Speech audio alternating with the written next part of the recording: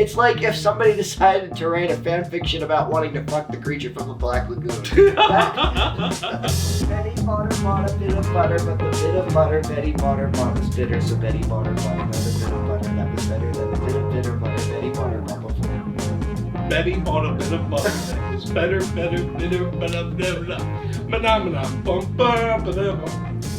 Okay, folks, this is Cinema Double Shot.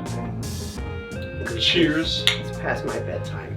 I'm here with half calf coffee because it is like, 8 o'clock at night? Try again. 9 o'clock at night? Close to 10 o'clock. I'm in my PJs already. No, they're my monster PJs. But so it's appropriate, but they're my PJs. I'm Wallace McKelvey. I am a journalist and a filmmaker, and I've loved movies ever since I was a kid. And you know what I love talking about? Among the many things I love talking about is movies. And this is my partner, Josh. Hello. I live with him in sin. I also like movies, and I very much like spooky movies. It's apropos that we live in sin because we're going to talk in this first episode of Cinema Double Shot. Cinema Double Shot. About horror. Hooray! Which for Josh loves horror movies, straight up. Always has. Yeah. Tell me a little bit about that. Why did you fall into horror as your jam? I'm not sure. Probably started out when I was a child, and my dad and my uncle let me watch Addams Family, and my mother said, "Don't let him watch that. He's gonna grow up to be morbid." And she was. And guess what, folks? No, I've just liked all sorts of spooky things, and I think it might be also because I was a very spooky child. So and a spooky adult too. And a spooky adult. Yes, very spooky. So we're going to talk about spooky things. We're going to talk about spooky things. Excellent. I'm excited. Not all things spooky, mind you. We're going to talk about what is a horror movie. And, the reason we got even onto this topic is we recently watched the movie by Max and Sam Eggers, who, if you're familiar with that name, they are the siblings, I believe they're twin brothers. The brothers Eggies. Of Robert Eggers, who you might know from The Lighthouse, The Witch, Northman, and most recently the remake of Nosferatu. He got his brothers into the game. One of them, I think, wrote The Lighthouse, and then the two brothers directed this movie, The Front Room, with Brandy, notably the R&B singer from the 90s, sitting up in my room. I won't sing it because I don't want a copyright strike. And I Know What You Did Last Summer. And yes, she was an actress too. Yep. That's where I know her from. Anyway. But perhaps even more importantly, Kathryn Hunter, who is a wonderful actress of the stage and screen, and probably most recently she was in Poor Things. She was one of the highlights of the movie Poor Things, in which she played the mistress of the house of a bordello. Master of the house. You shouldn't sing. Sorry. Don't sing. Anyway, it was less than 30 seconds. We won't get dinged. Exactly. Anyway. And also, she was really great in Joel Coen's adaptation of... what? This isn't a theater. We can say it here. The Scottish play, otherwise known as Macbeth. The tragedy of Macbeth. Oh, no, you got me. You've corrected me. If you say Macbeth 3 times, he comes down from the parapets and shows up in your house. But Kathryn Hunter played all 3 of the witches in Macbeth, and she was damn good at it. She was delightful. Well, she's a gonzo Shakespearean actor. Yeah. She's a clown, which is why I was so excited to see her in this movie, because she takes all of that wonderful stage presence she has and just... But one thing I've noticed about The Front Room is if you go on Letterboxd, or even if you look at like the critics' reviews, this movie got savaged. And I noticed a trend. I mean, it is something of a trashy movie. Like it's got some low-level trash going on. But it is also, it got marketed by A24 as this horror movie. If you look at the trailer, which we will show part of in the YouTube video of this podcast. Oh. Looky there. Oh. I don't know, should we record a bumper? No, we don't need a bumper. It's fine. We'll just cut in the middle of our talking and show it. Wow, that was something. That was really something. There's a bumper. Pull up to my bumper, baby. Don't go over 30 seconds. You know, if you do that, you get in trouble with Paul Williams because he's the head of SCAP, and I love him. So please don't upset my friend Paul. Anyway. If you sing that song for long enough, Grace Jones appears. Oh Lord. So the movie got marketed as this kind of straight horror movie with Brandy, who is known from her own horror movies in the 90s. But if you actually watch the movie, it's questionable whether it's a horror movie. Oh. Josh, can you break us off with just a bare bones synopsis? What is The Front Room about? Well, Brandy is married to this kind of wet blanket of a man, who has a lot of... He's so wet, we don't even know the actor's name. The actor is fine, I just don't know his name. He's got some like family secrets and family trauma, and when his father dies, he inherits everything, but the stipulation is that he has to bring in his stepmother-in-law. Sorry. Yeah. Brandy's stepmother-in-law, it gets confusing, who is Kathryn Hunter, and she's an absolute beastly woman who at first you're like, is she possessed? Is she, I don't know, is she a demon? And then, are we allowed to? I mean, no. All right. No, we're not going to spoil this movie. All right. In the first episode of the podcast. But let's just say, anyway, she's rather monstrous. Yeah, and Kathryn Hunter is really good playing this monster. And what, early on, it's not really clear what is going on with this woman. The one thing we're introduced to is we're introduced at the funeral, and she is very obviously a really religious woman. It's some kind of like Southern Baptist or Pentecostal kind of congregation that she's going to, and in the middle of just normal conversation, she'll break into speaking in tongues. Which I personally don't have experience with that, but I know people who grew up in those kinds of faith traditions. And Kathryn Hunter is really good at that. Like, her scenes are so wonderful. And initially, you're led down the garden path of thinking this is going to be some kind of like Rosemary's Baby situation. Because, another piece of it is Brandy is pregnant. Surprise! Hey! And so you're kind of led down the path of thinking, oh, this is a certain kind of movie. Right? Yeah. So, without spoiling it... it becomes a slightly different kind of movie. Yeah. And it's got some of the hallmarks of a horror movie, but it doesn't...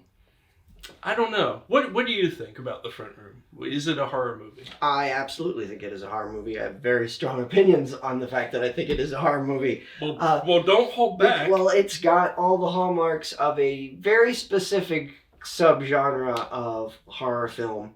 It has many names.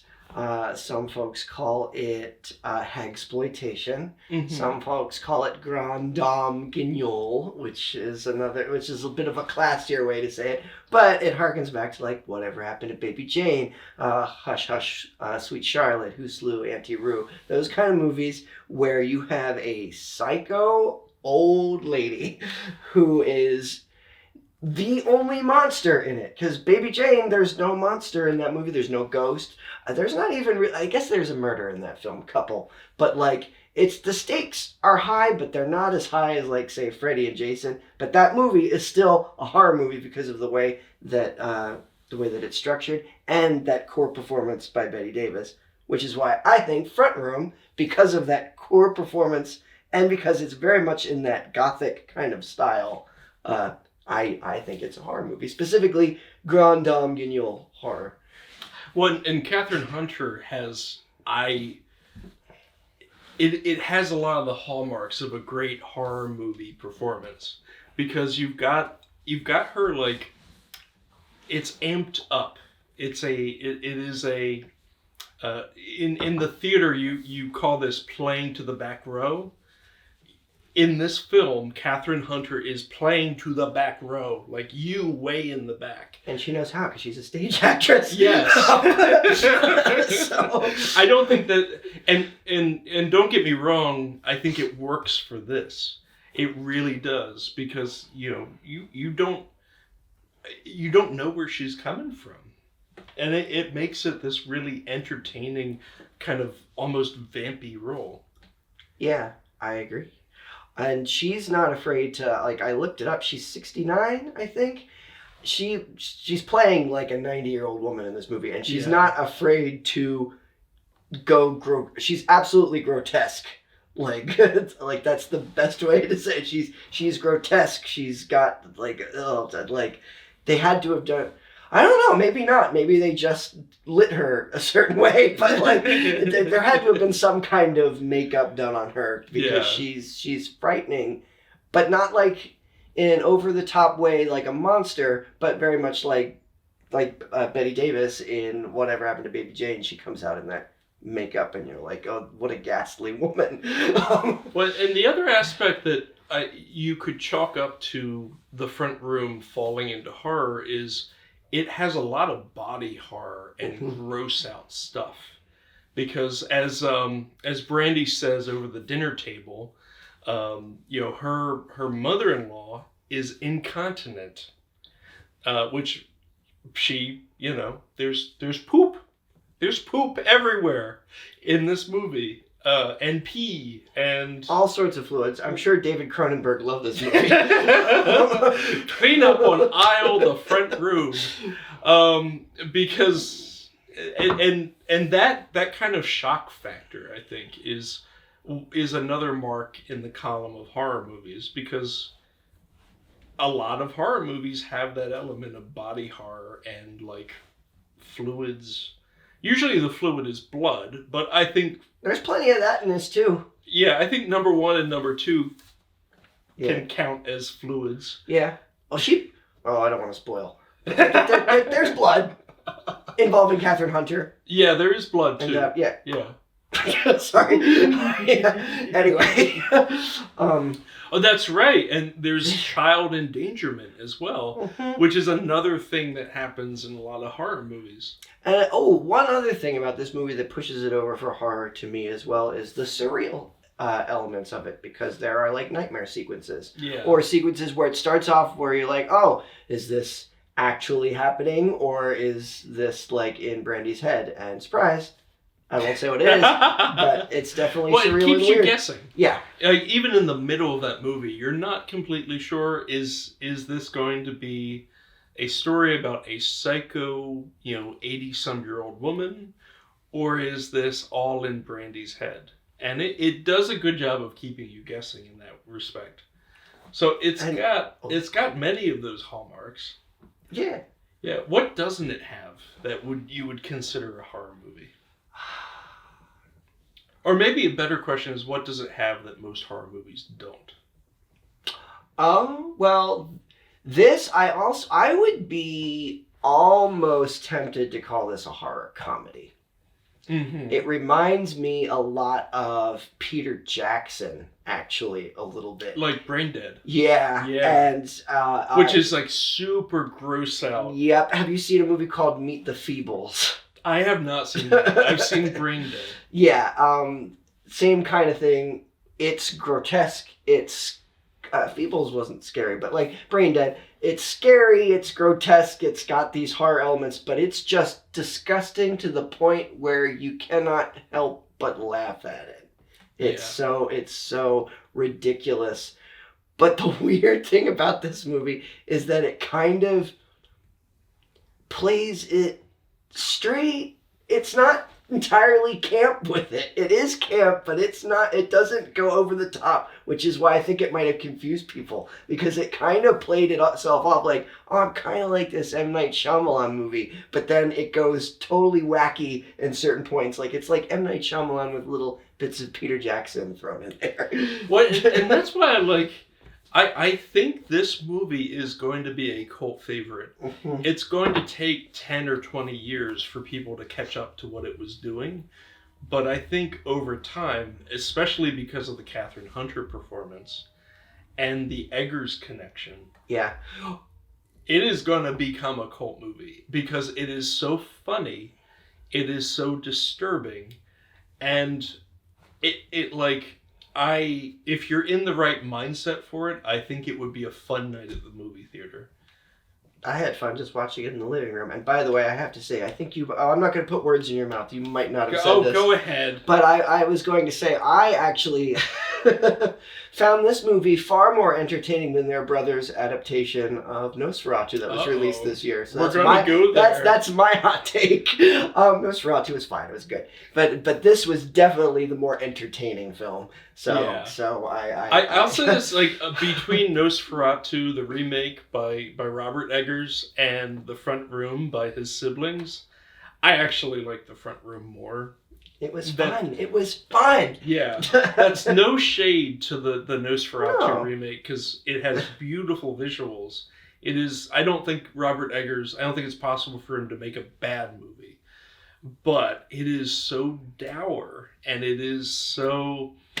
It doesn't even change that much about the original Nosferatu story.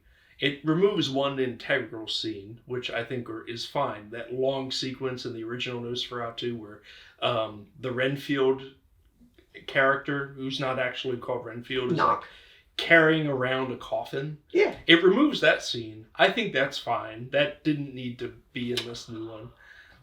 I love all the stuff with Knox, so we're not going to get... Anyway, go ahead.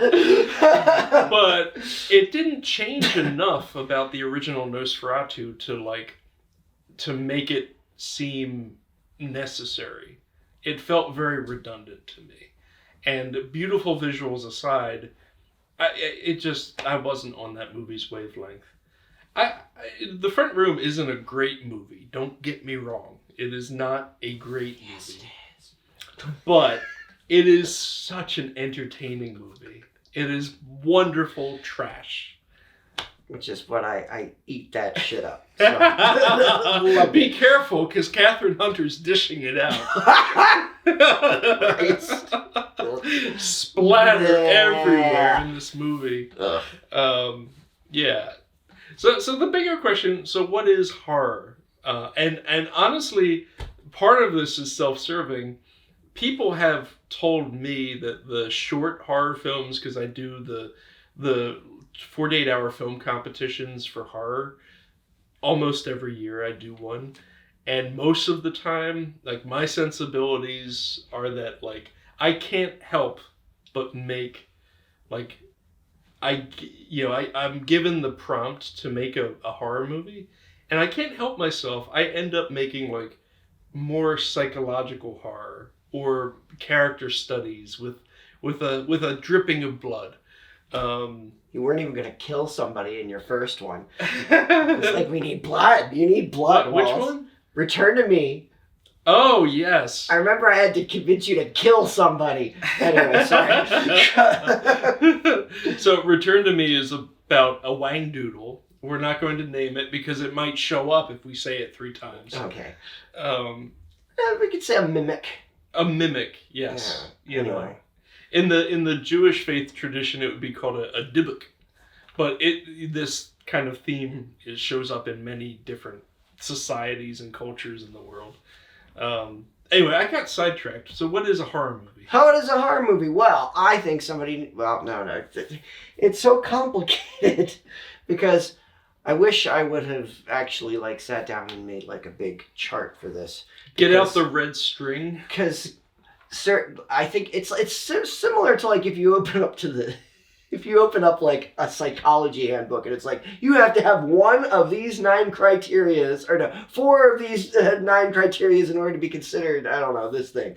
I feel like that about horror. I feel like there's like this list of criteria, and if you hit on like 4 or 5 of them, then you're a horror movie. Rattle them off. What would the key criteria? We've already talked about a few of them. Yeah. What for you are the boxes that you have to? You don't have to check off all of them, but you have to check off a percentage. Some kind of monster. Monster. Now this gets a little complicated because I don't think monsters are just like that dragon. Or even what's on my pajamas. A monster could be a person. A monster could be a thick patch of fog. No. That is hiding things behind it. It could be, I don't know, a talking plant. So like Silence of the Lambs. The monster is Hannibal Lecter and Buffalo Bill. Which, funnily enough, sorry, I'm going to be nerdy for a second, but Roger Corman was talking in an interview when he was doing Silence of the Lambs, and he's like, "Oh, it's a horror movie. It's except for the monster is not a creature; it's a man." Yeah. So, and actually, that's one of the movies that you've talked about in your queer villains presentation that you've given a bunch of times. Very briefly, but yes, yeah. I do. So monster. Sorry. So there has to be some kind of monster, whether it's an animal, a supernatural thing, a human being, or as in the case of The Fog, the classic 1980 movie. Yeah. It's the fog. The fog. And the monsters that are hidden by the fog. Correct. I also think it has to have something otherworldly or supernatural. And I say otherworldly because it doesn't necessarily have to be supernatural. So, for example, I kind of put otherworldly in the front room because Brandy has these hallucinations that are otherworldly that look like a ghost that make you think maybe, oh, something's haunted, something's demonic. It might not be that, but it is manifesting on the screen as that thing. Yeah. So that is another thing that is a strict criteria, I think. Something otherworldly or supernatural going on. So that's another one. Do you want me to keep going, or you got some? No, just keep going. I'm here for the show. Body horror. Yeah. Body horror. If to me, it movie that just came out that I'm very excited about because it's getting all these awards and it's a horror movie is The Substance. And I had a couple people who were like, well, is it a horror movie? Yeah, I don't think that can even be argued that The Substance is not a horror movie. It is absolutely a horror movie. There's no way around it. You might try to like put little bows and things on it. But it's a horror movie that's also other things. Mm-hmm. It's a horror movie that also is a character study. Mm-hmm. It's a horror movie that is also a satire, a pretty biting satire about, corporate culture, Hollywood culture, the pressure that women feel to look and act a certain way, especially if they've got lots of eyeballs on them. Mm-hmm. Which is so funny. Like, I think it's wonderful. People are like, oh, yes, horror movies can be used as satire. But they've been used for satire for such a long time. Like, there's so many, Larry Cohen has a movie called The Stuff that I liked, which is about consumerism. There's, I could go on and on about stuff. But, like, there's literally, like, that's also part of horror. That it's making, maybe that's a criteria, that it is making commentary on an issue, social issue or not. Just the other night, we watched one of Martin Scorsese's early student short films called The Shave. And that, you could kind of question whether or not that's horror, but it basically is, the basic gist of it is you're following this guy shaving, and over time, he cuts himself once, and then he nicks himself again, then he nicks himself again, and then bit by bit he's just bleeding out the more he shaves, and he just keeps shaving as if nothing has gone wrong. And the other title for that film when it went to film festivals was Viet, V-I-E-T 67. That's a pretty heavy-handed metaphor, but yeah, it's obviously like Martin Scorsese specifically made that film with the idea of commenting on the Vietnam War, which was happening at the same time, saying, you know, this guy, it's a metaphor, he keeps shaving even though he's bleeding out. America keeps fighting this war even though it's a war of attrition that America is not winning. So, yeah. And you can point out to thousands of other horror movies that have the same kind of thing going on. But at the very core of it, it has the social message. But watching that short, do you know what it did? No, I laughed because it was so horrific. There was somebody, I forget who it was. It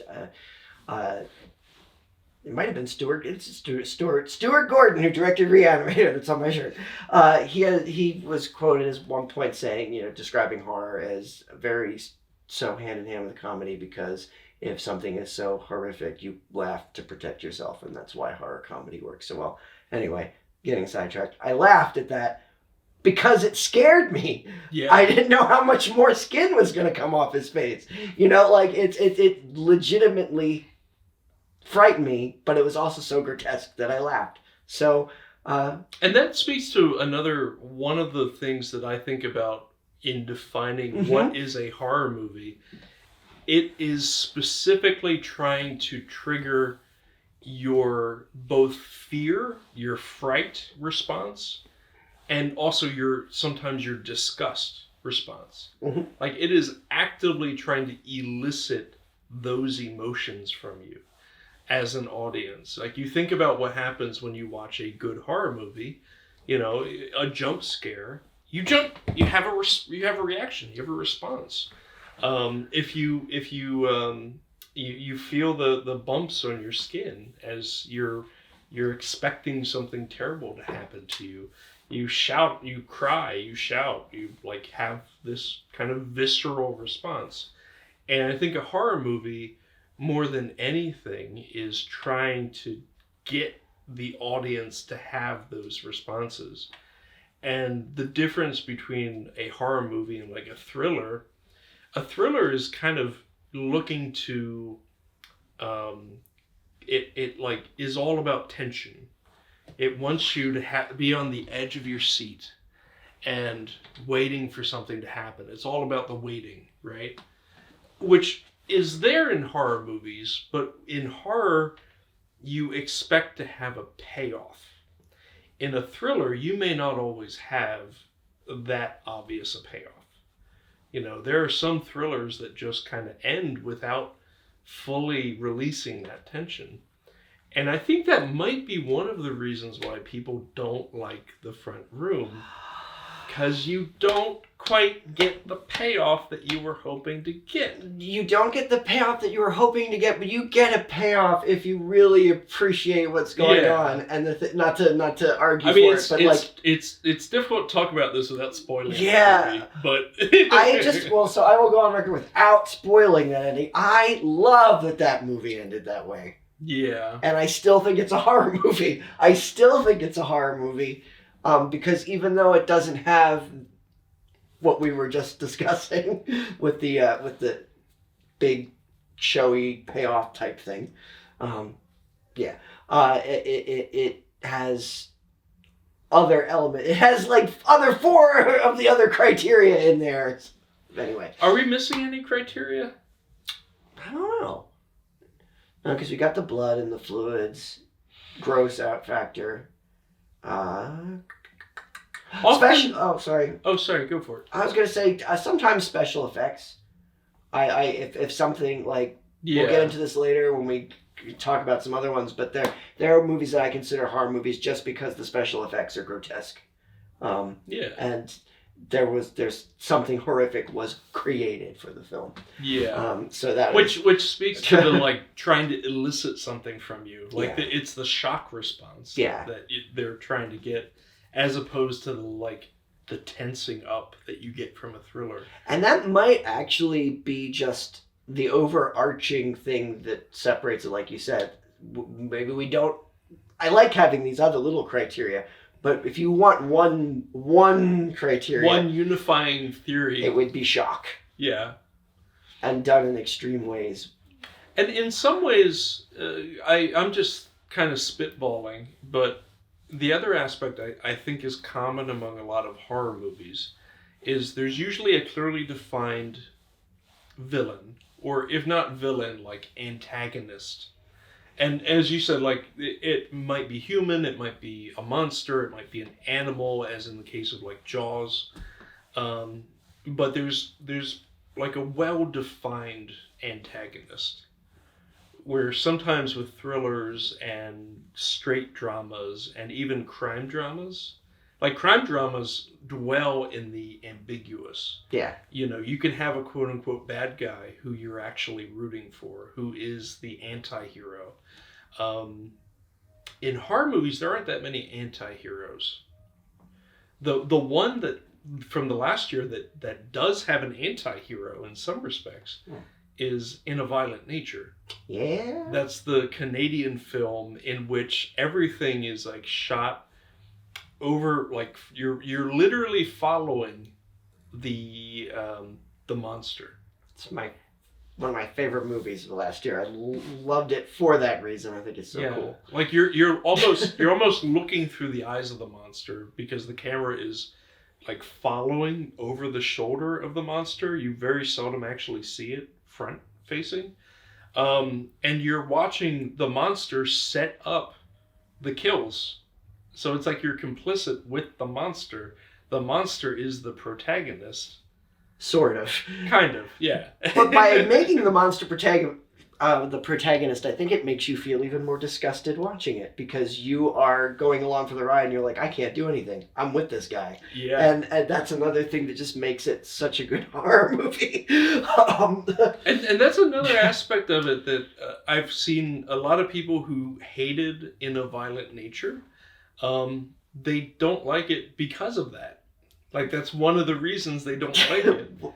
No, not trying to yuck anybody's here, but it confuses me. It speaks to like the audience expectations. You know, sometimes if you don't you don't fulfill the expectations, people don't understand it. I'm like, what is this? Yeah.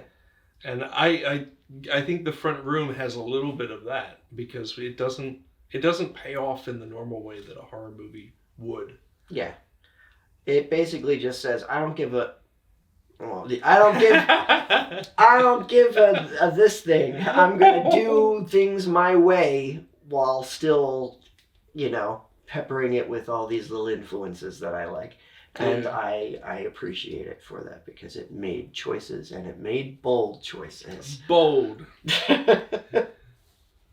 So we have we separately came up with a bunch of movies that, as a way of like almost a lightning round, although I'm sure we'll end up talking about every one of these movies. Yeah.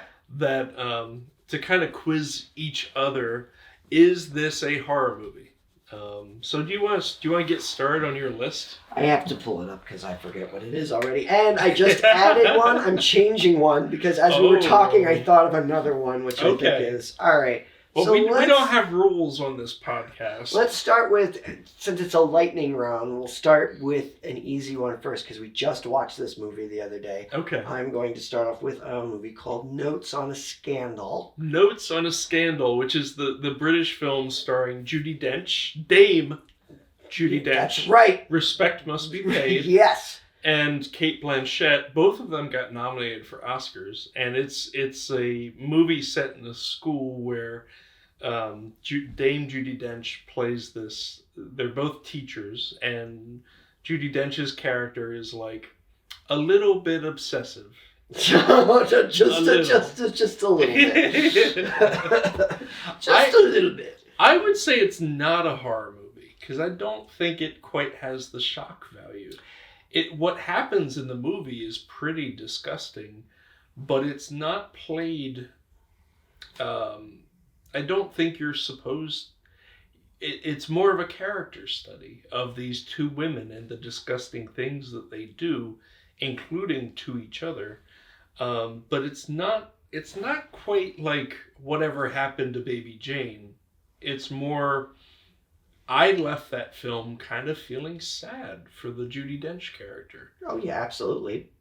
Though I have left many a horror movie feeling sad for characters. That's true. I even felt bad for Herbert West in Reanimator once, and that's weird because he's nuts. But like, no, I absolutely get it, and I used to classify this as a horror movie, but after rewatching it with you, I don't think that I do. The reason why I classified it as a horror movie at first is that it reminded me of other movies that are absolutely horror movies. So it has a little bit of Fatal Attraction in there. It has which I consider a horror film. It has a little bit of Single White Female in there, which I consider a horror film. And another movie more recent called Ma. It has flavors yes. of Ma. Ma with Octavia Yes, Butler, yes. which we're... Spencer. Octavia Spencer. Oh, wait. Not Octavia Butler. She's an author. Yeah. But yes. Yeah. But you're right. It doesn't quite go to that grotesque level. I feel intense watching Judi Dench and Cate Blanchett, but it does not go into that. So I do concede I don't think Notes on a Scandal is a horror movie either. All right. So Notes on a Scandal is not a horror movie. All right. What about Todd Browning's classic Freaks? Ooh, so this is a tricky one, but I do consider Freaks a horror movie. Because something that I don't know if we brought up, but again, it kind of feeds into the shock value. It's, first of all, the way that it's filmed and the way that it looks like a horror movie. It is absolutely filmed and treated like one of those old Universal movies. It wasn't Universal, but it feels like it lives in the same genre as those films. But also, there is a bit of the grotesque involved in it for shock, like you were saying. But I don't feel that way about the freak characters. You feel that way about the quote unquote like normal character. She's a psychopathic narcissist. Yeah. And it's scary. And it is scary what happens to her. Not because she doesn't deserve it, but when you watch like Friday the 13th, you're not rooting for those damn kids.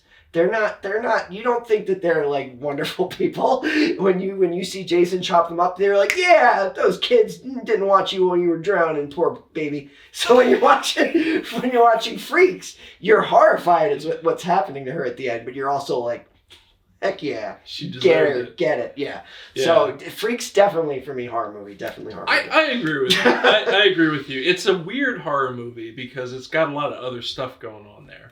And it is, it's a horror movie about the human being. Mm-hmm. And in some sense, like, it really does, it treats, it's an older movie, so if you're looking for something to be offended by, you will find it. Yeah. Though it's a very diverse cast. It is. It's a very diverse cast. And it treats its quote-unquote freaks with a lot of respect.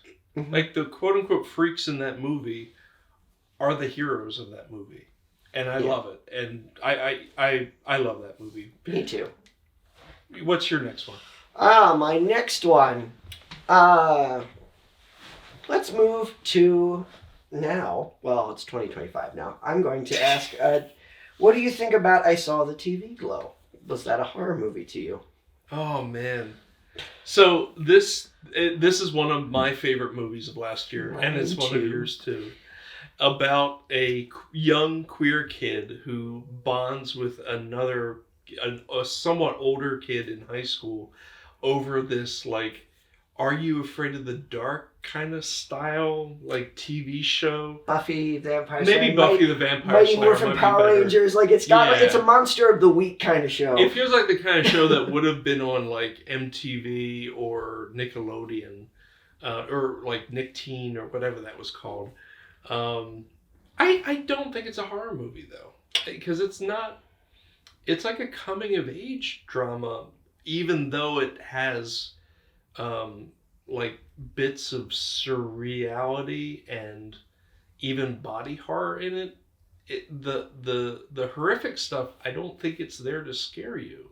I was never scared in that movie. I was unnerved. I think it has elements of like a thriller in it. Yeah. But I'm not sure it's a horror movie. I have a different opinion than you on this. That is okay. I'm here for it. I think I Saw the TV Glow is absolutely a horror movie. Now, it's not a straight up, like, you're feeling horror and suspense. I don't want to spoil it, though, either. So this is another one where it's very weird because I don't want to spoil the movie. But it does have the surreal elements. It has grotesque things happen. People turn into monsters. What is it? Mr. Midnight is absolutely terrifying. That character is a monster showing up. And, you know, it's a metaphor, but we're not going to get into that. I'm not going to say anything about it, but that last scene in the movie is what solidified it being a horror movie for me. Because that scene is surreal. It's horrific. And as a queer person watching it, I felt the horror in that scene at the end. Yeah. Now, it's sad, and it's also a drama and a coming-of-age story. It's got all those things. But I think that final... I guess that final act of the movie is horror, surreal horror in a way that especially queer people watching will actually be frightened and it will hit them in like a shocking this kills me kind of way. I mean, in some ways, I think of it like it is an existential horror movie. Yeah. It's about the horror of never knowing your true self. Yeah. And never coming to terms with who you are. And that kind of, like, there are lots of movies I think that might fall into that category, like Paul Schrader's First Reformed, or Ingmar Bergman, a bunch of his movies like Persona or this The Seventh Seal, like that kind of existential horror. Mm-hmm. Yeah. And I think the reason why I consider it a horror film, also on top of that, is it takes this and juxtaposes it with like a Buffy the Vampire Slayer-esque TV show. Yeah. Mighty Morphin Power Rangers that does have a monster, that does have creatures, that does have this horror. And you can't really argue with Buffy the Vampire Slayer. Yeah. Like, it's a teen coming of age, but it's also a horror show. Yeah. Well, they had a Monster of the Week. It was like a Monster of the Week show. Yeah. So anyway, that's Moving on. That's my take on that. But so I saw the TV Glow. We're kind of split. We're split. I don't think it's a horror movie, but Josh does. Yeah. Hocus Pocus, the classic kids movie from the 90s, where all of us had a crush on Omri Katz. See, I might have had a little bit more of a crush on Thackeray Binks, but no, yes. but not the cat. Well, maybe the cat. Anyway. I'm learning all kinds of things about you. Yeah. So, Hocus Pocus. Absolutely. Yeah. No question in my mind. There can be kids' horror movies. Yep. All right. So let's move along. Sorry. Oh, no, you're good. Oh, finish your thought. Well. Okay. Well, I was just going to say Hocus Pocus was written by Mick Garris, who's a horror writer. Oh, I didn't know that. And it's featured in Search of Darkness, the 90s, the fourth film. So it's, and they consider it a horror movie in that. So anyway, right. I had to mention that Mick Garris wrote that movie. Mick Garris, who wrote a bunch of Stephen King movies. Oh yeah. Yep. All right, what's your next one? Oh shit. I got distracted. My next one is Zodiac. Not a horror movie. It's a thriller. It's a procedural. It's a crime drama. It's a really good one, and there are lots of really tense sequences, including some bloodshed. Like, you get to see a few of the kills, but the kills aren't presented in order to disturb you or trigger your disgust. They're there to kind of raise or lower the stakes. And I would say that even the most tense sequence in that whole movie, for me, when Jake Gyllenhaal's character is in the basement of the guy that he thinks he was just there to go see some movie posters, and once he's in the guy's basement, it dawns on him, oh wait, he checks off a bunch of the boxes of who I think the Zodiac might be. Like, that is the most tense sequence, and there's no bloodshed. Nope. At all. So. I agree with you on that. Okay. I'm not listing it as a horror movie. I was going to see if you thought it was a horror movie. No, I think it's a thriller. Yeah. What about Robert Eggers, sibling to the makers of The Front Room, The Lighthouse? This one's tricky. That's why I'm asking. I think it's a horror movie. I do think it's a horror movie. Similar to why I think Freaks is a horror movie. The way that it looks. It has the surreal elements. It has the moments of him not knowing if he's losing his mind. And Willem Dafoe's character is totally gone guignol. He's just... And there's a sense of awe. We haven't really talked about this, but I think in the best horror movies, there's usually a sense of awe that you have. There are these moments either of like operatic violence or surreal kind of atmosphere that is like awe-inspiring. And not all horror movies have to have blood and guts. Mm-hmm. Sometimes you get that, like, some of my favorite horror movies are like gothic horror, like the Uninvited, the really great ghost story from the 1960s. A lot of the horror in that movie is just like atmosphere, billowing curtains. Yeah, like and The Lighthouse combines that sense of awe with some body stuff. Yep. And some real tension and and some surreal stuff too. Yeah. Plus some just straight up comedy. Oh yeah. What makes the Lighthouse tough is it combines a bunch of genres together, much like The Substance did. Yeah. But I would say horror is one of those genres. I think it is the dominant genre of that film. So The Lighthouse is a horror movie. The Lighthouse is a horror movie. All right. Requiem for a Dream. I don't think most people would consider Requiem for a Dream by Darren Aronofsky a horror movie, but I do. Yeah. It's a little bit of that like existential horror because it's about people who are addicted to various things and have various compulsions, but it's almost like a morality tale. Mm-hmm. Where these people are being punished. And in some ways, I think the first horror horror books, horror stories, they started out as morality tales. Mm-hmm. And we see that even to this day, like with the teen slasher flicks. If you mess around, if you have sex, if you do drugs, if you drink, you die.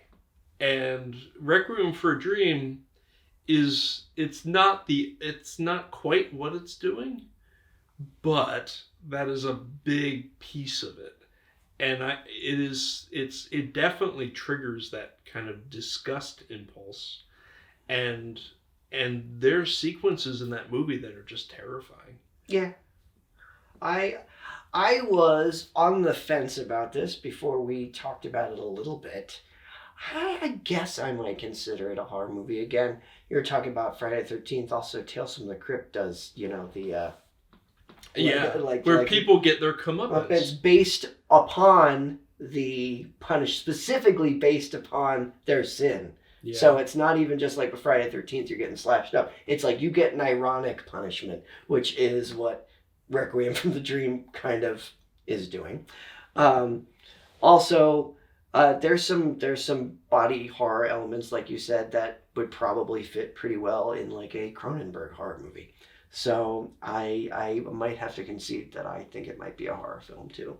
I need to take a moment as we're talking about Requiem for a Dream. Coworker today told me that I needed to watch Black Swan because Black Swan is a horror movie. I did not know this. So what do you think about that? Yeah, I mean, I think if you take the expansive view of what is a horror movie, I think it would fit. It's got the body horror. It's got it's got a sense of awe to it as well. I think of it more as a character study, but yeah, I I'd have to rewatch it. I haven't seen that movie since it came out in 2010. I feel like I'd have to give it another watch before I made a full determination. Is this a horror movie? And I will just have to watch it, period. So. Yeah. Ari Aster's Midsommar. Horror movie. Absolutely a horror movie. There's no question in my mind about it. Because it is just horrific. I had nightmares. I don't have nightmares from scary movies. They don't give me nightmares, except for very few and far between, and one of them is Midsommar. And another reason, Midsommar has flavors, and Ari Aster has said that it does not, but he's a liar. It has flavors of my favorite movie, which I consider to be a horror film. It reminds me a lot of The Wicker Man, and I think that The Wicker Man, the original one, not the Nicolas Cage catastrophe, the original Wicker, for the very same reasons. It's human horror. The humans are the monsters. But also, in a weird way, the people coming to the island are also monsters. So it's like, it's all about the human horror and what humans can do to each other in extreme forms. And there's a little bit of a witchy thing too. I don't think we talked about that. Witches, you automatically put witches in any kind of movie and it automatically becomes a little spooky. Yeah. We call this folk horror is what they call this. You get no argument from me. I think that's a horror movie. All right, I'm sorry. I had to go on my. Just because the sun is shining doesn't mean it's not a horror movie. Yeah. That's the best kind of horror movie when the sun is shining, because then you see a lot. Yeah, a lot of horror movies rely on the darkness just because they're low budget. And it's easier to scare you when you got dark shadows. Mm-hmm. Dig it. It's one of my favorites, anyway. Yeah. Oh, it's mine, isn't it? Yep. So here's one. We might have to make this more of a lightning round, because we've been doing this for more than an hour. Oh, shit. I'm sorry. No, there's nothing to apologize for. All right. Targets. Targets is not a horror movie. Agreed, but it's tricky. I think it's a thriller. Yep. It's a thriller. Lots of people die. Yeah. And there's lots of suspense, but it's not quite the disgust thing. Yeah. It's tricky because Boris Karloff's in there, but... Targets by Peter Bogdanovich. Yes. Great film. Even if it's not a horror movie, go see it. It's scary. Yeah. All right. Next one. Perfect Blue, the anime film classic by Satoshi Kon. I think it's a horror movie. Yeah. I think it's a horror movie. Also, so does Joe Bob Briggs. He showed it on his show. So, and Perfect Blue is it's relevant because it's very similar in some ways to The Substance. Mm-hmm. It's about a pop star who is having kind of a breakdown, but is also dealing with an obsessive fan potentially. Don't want to give anything away, but is a great film. It's a really good one. All right. All of Us Strangers. Not a horror movie. Ah, all right. I don't think it's a horror movie. All right. No. Oh, no, I can't say why I think it's a horror movie because I'm spoiling something. All right, well, we'll brush past this one, but if you haven't seen All of Us Strangers, do see it. It's a good movie, and I think it's a horror movie. I don't think it's a horror movie. And it was one of my favorite movies last year. Just because someone dies, spoiler alert. It's not just that. Oh, I wish I could talk about it. Anyway. But we'll agree to disagree on that one. The Shape of Water by Guillermo del Toro. Horror movie. It's a romantic horror movie. It's like if somebody decided to write a fan fiction about wanting to fuck the creature from the Black Lagoon. That is, and that person who wrote the fan fiction was Guillermo del Toro. That is The Shape of Water. I think it's a horror movie. It's a tough one. I think of it, the dominant thing in that movie is not the horror. It is the romance. But the world it takes place in is the world of the horror movie. It is a heightened world. Yeah. There's a fair bit of body horror to it. There is a quote unquote monster, although the monster is the hero. Yeah. There's the real monster in that movie is America in the 1950s. Yeah. Yeah. But it's still a monster. It's a horror movie. I don't know. I'm not saying it's not a horror movie, but it I don't know. It's hard for me to call it a straight up horror movie. All right. Yeah. I'm on my last one, I think. Mm-hmm. So this one is the one I thought of while we were doing this, because I was listening to another horror podcast, and they called this a horror movie, Serial Mom.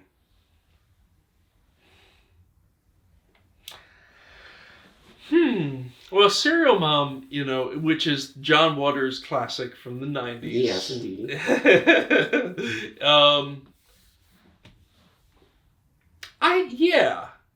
I think it's got like a really intense, heightened, almost campy performance by Kathleen Turner that really makes that movie. And she's a serial killer. And it's kind of a slasher flick. Oh no, it's absolutely a slasher flick. It's a slasher flick done by... it's a slasher flick. It's a slasher pick in which the person doing the slashing is a almost 1950s style housewife. From Baltimore. So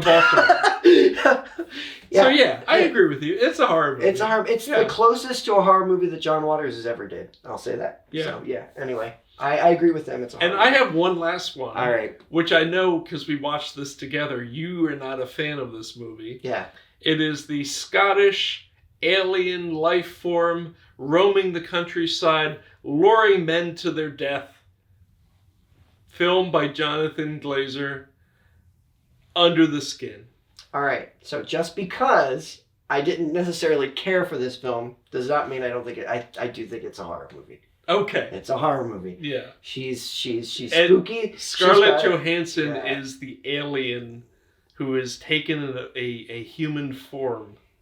It may be a boring horror movie, but it is a horror movie because it's got horrific elements to it. I'm sorry. Maybe I need to rewatch it. I was just very bored during that movie. Anyway. But no, it's got all the hallmarks of a horror movie. It's a horror movie. All right. Well, I think we've answered this question as well as we possibly can. Yeah. And we had fun doing it. Yeah. Which is the whole point of this exercise. Yeah. So I'm nearly out of coffee. And I am already out of coffee. Oh dear. So this has been Cinema Double Shot. We got S-I-N. S-I-N. Cinema Double Shot. I'm Wallace. I'm Josh. And this is Elvira, Mistress of the Dark. Yes. And we're actually in something that I used for one of my films, Return to Me.